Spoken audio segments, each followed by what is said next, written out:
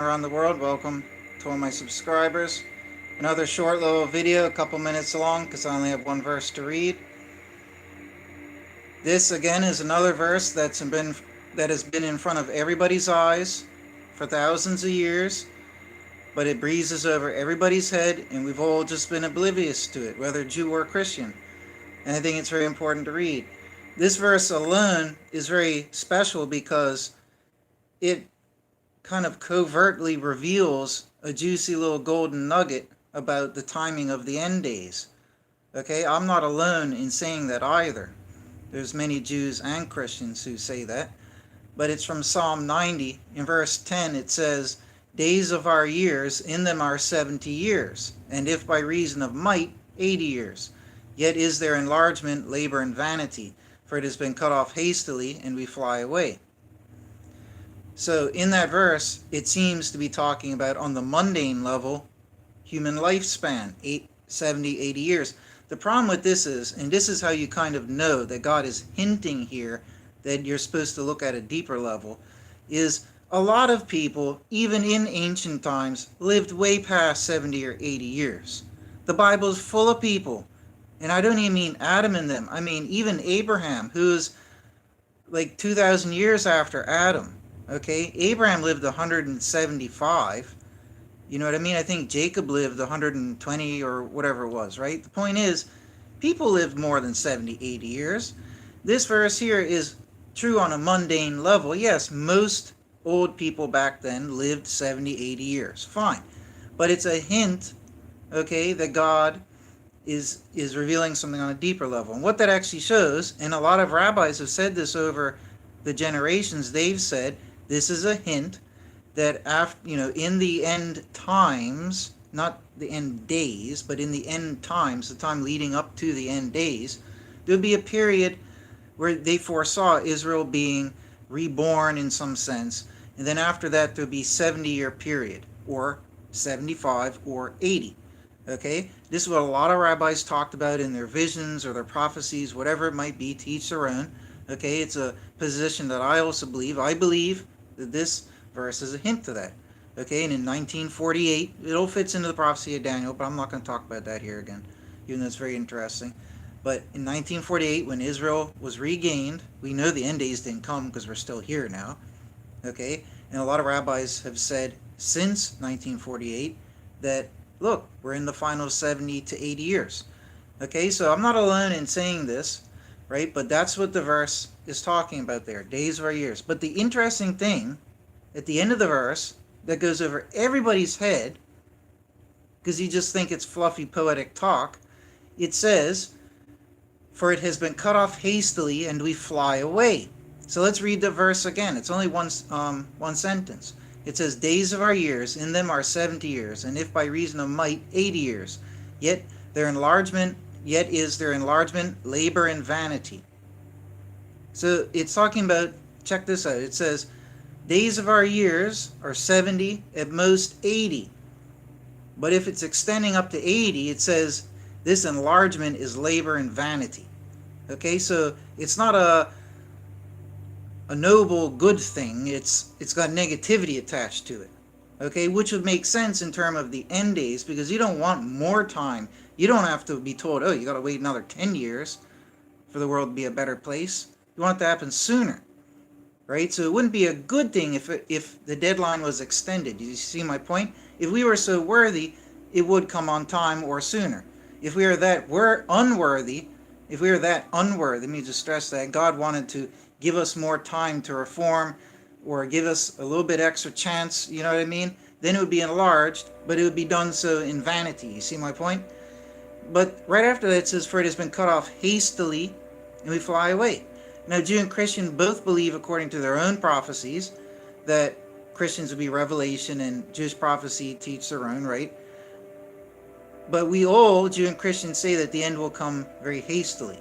Okay, so notice here it talks about days of our years, 70 years, if by reason of might, 80 years, yet is there enlargement, labor, and vanity, for it has been cut off hastily. So that means the end comes hastily, and we fly away.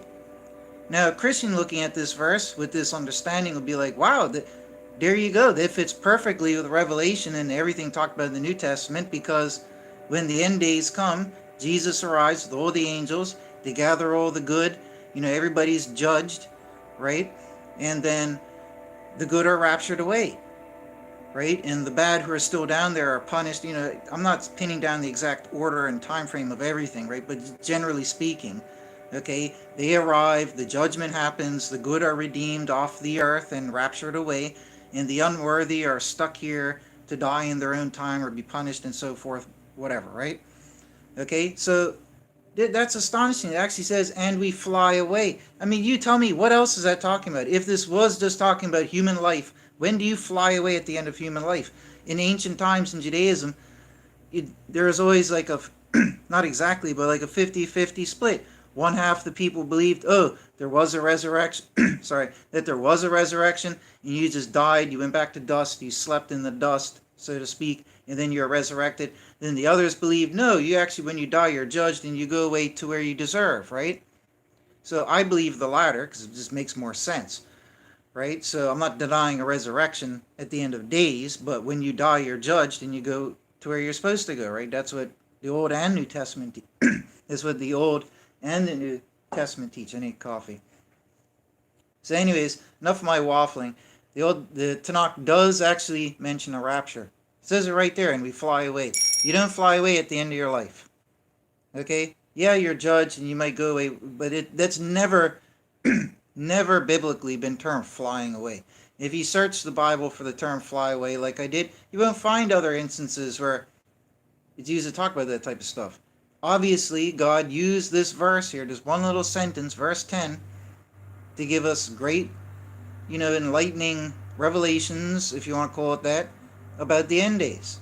Not only when they would come, but also how if it was to take longer, it would be vanity, wouldn't be a good thing, right? And the third fact is, it gets cut off hastily, and the fourth fact is that after that we fly away. We're redeemed. We'll be taken off the earth with the angels to a new home in the heavens. Okay?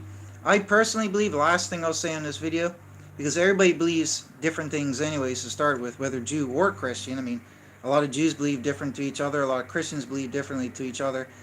I'll just throw my opinion out there. I will throw my opinion out there without trying to argue it and defend it. I personally believe that some people, without even trying to pin down the proportion, like the majority or the minority of people, I'm not even going to get into that, but a portion of people will be taken off the earth, okay, and they'll go off to a new world there, okay, a wonderful place, a paradise-like world, okay, for however long, and whether they'll come back, who knows? I don't really care about that, okay, just keeping things simple for now.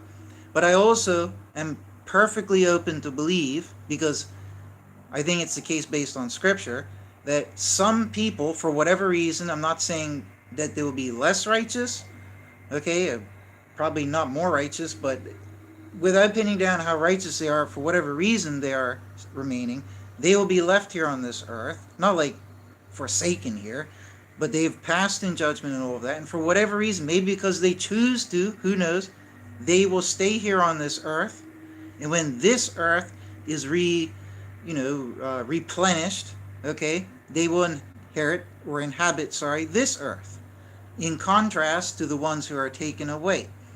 What is the purpose of all this? I don't know. Maybe, just throwing this out there, maybe it's because those who are more worthy are taken off the earth, and those who are less worthy perhaps stay here. And the reason I think that is probably the case, because in the prophecies of Isaiah, which are the only verses that seem to suggest people will stay on the earth for whatever reason, okay, it says that they will have mortal lifespan still. So if you're still having a mortal lifespan, I think I said that right, mortal lifespan, if you're still subject to a mortal lifespan, then that means you haven't been blessed with the paradise-like immortality. You see my point? So I think it is fair to say, without further debating it or arguing it, that ones who will pass in judgment but aren't as worthy as the next group, they will stay here and be on this new earth. living wonderful lives, all that there, but they will still die, even though they will live lifespans. Those who are more worthy, perhaps, are the ones who are taken off the earth. They go off to a more permanent home that is, well, to a better home where they are immortal. You see my point? That's just personally what I think is going to happen, and that's that. So, and maybe if you want to stay here, you can stay here and you will be an immortal here, but we're getting into fussy little details. But anyways, folks, that's it for this video. God bless you all. I might have some more videos coming. Take care.